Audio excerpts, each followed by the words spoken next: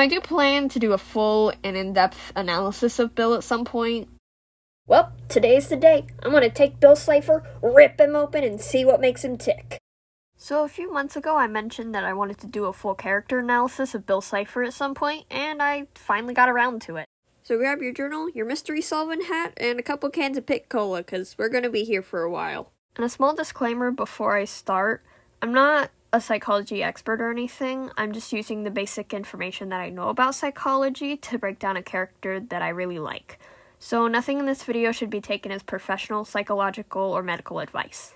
And something else I want to say before we start is that Bill is a powerful interdimensional being, far beyond the understanding of humans. However, he was written by humans, probably, for a human audience. Therefore, I will be analyzing him as such.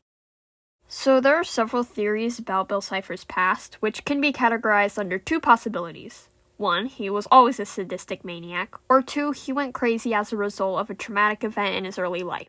So it's basically just the nature versus nurture debate. I personally believe that he was always a bit crazy, but eventually had a psychotic break, causing him to destroy his dimension and kill his family.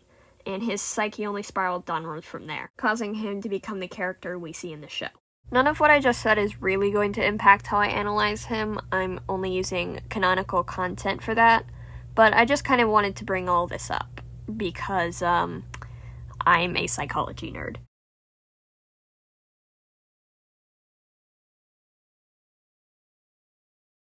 It's no secret that Bill Cipher is an unempathetic sociopath, and this is one of the things that has led to his downfall in pretty much all of his episodes. And yes, I said one of the things, I'll get back to that later.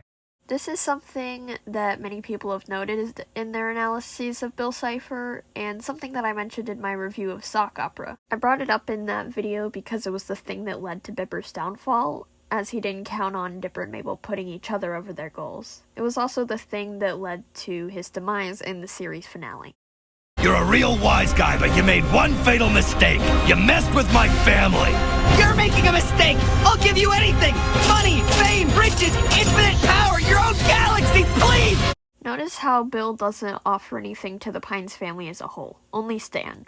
And as Stan himself says, Bill's one mistake was messing with his family.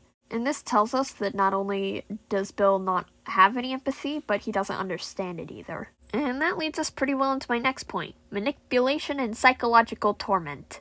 Yay! Bill Cipher is a being that has existed for millions of years, and I'm guessing that he has picked up on the fact that a lot of humans typically have empathy for each other. He knows that he has the flaw of not understanding that, and I'm guessing that this has led to his downfall in the past. However, he doesn't fully understand how far people will go for each other, especially in individual situations and with individual people. And you can actually see that he tries to compensate for this flaw in the way that he manipulates people. Something else that I mentioned in my Sock Opera review was that I saw a resemblance in the way that Bill manipulates both Dipper and Ford, but I didn't really go into detail on this subject. I've noticed a certain pattern in the way that Bill tricks and torments people, a certain list of steps that he follows when he's trying to trick someone. I'll use Dipper in Sock Opera, Ford in Journal 3, and Mabel in Dipper and Mabel vs. the Future as examples of these steps. The first thing he usually does is picks out people who are naive and vulnerable, people who are struggling with a problem that he can offer to fix. They're usually pretty big problems that are very personal to whoever he's trying to trick. Like Dipper trying to figure out the password to the computer, Ford trying to build his interdimensional portal, and Mabel wanting the summer to last forever.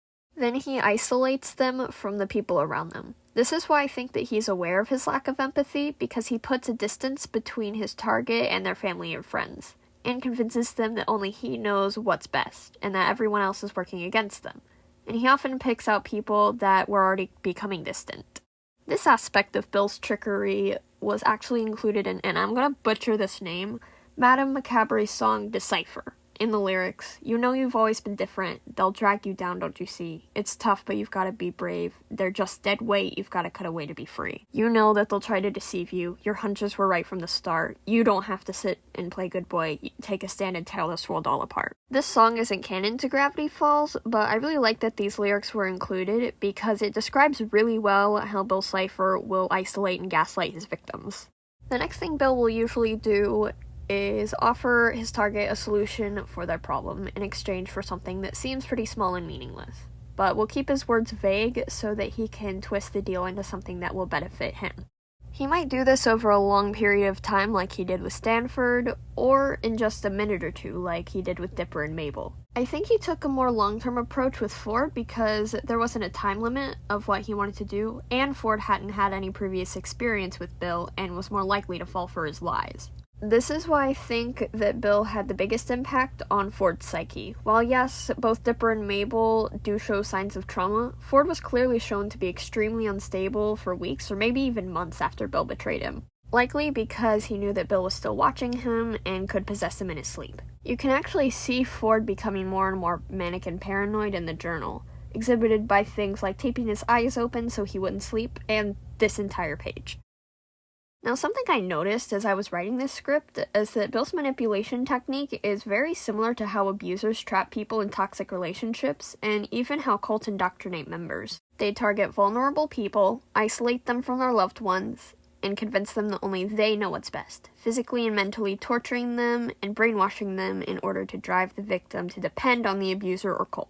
And if the target decides to question or leave the abuser or cult, they'll take advantage of that dependence and pull the carpet out from under them, so to speak, leaving them alone with no one and nothing to live for. I also thought this was really interesting because in the cave paintings that Ford mentioned in the last Mabelcorn, you can actually see humans worshipping him.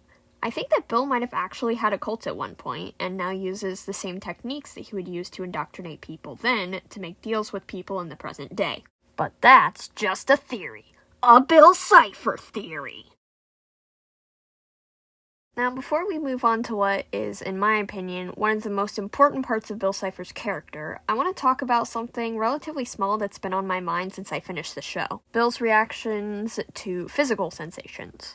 In Sock Opera, we clearly see that Bill Cipher is unfazed by pain, and even thinks it's funny.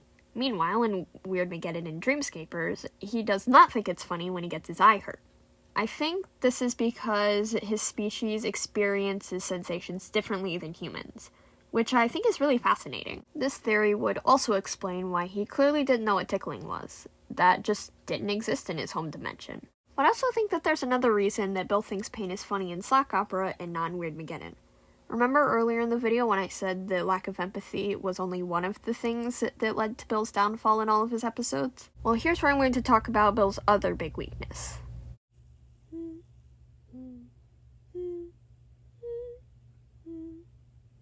I think that one of the most overlooked aspects of Bill Cipher's character is his need for constant and absolute control. Bill Cipher is insane and eccentric, yes, but he's usually shown to be a very confident and collected character, and is basically a god. He keeps the main cast under his thumb and knows how to bend the world to his will. Quite literally in the mindscape. He's shown to be capable of controlling everything and everyone around him, but when he loses control or something doesn't go his way, he panics. And I don't mean that he just stresses out a little bit, he loses it. And it's even more difficult for him when others know that he's losing control. And this aspect of him becomes more and more obvious every time he shows up. In Dreamscapers, he loses control when the main cast learns that they can fight back. So he takes them off the battlefield, tells them he'll be watching, then leaves.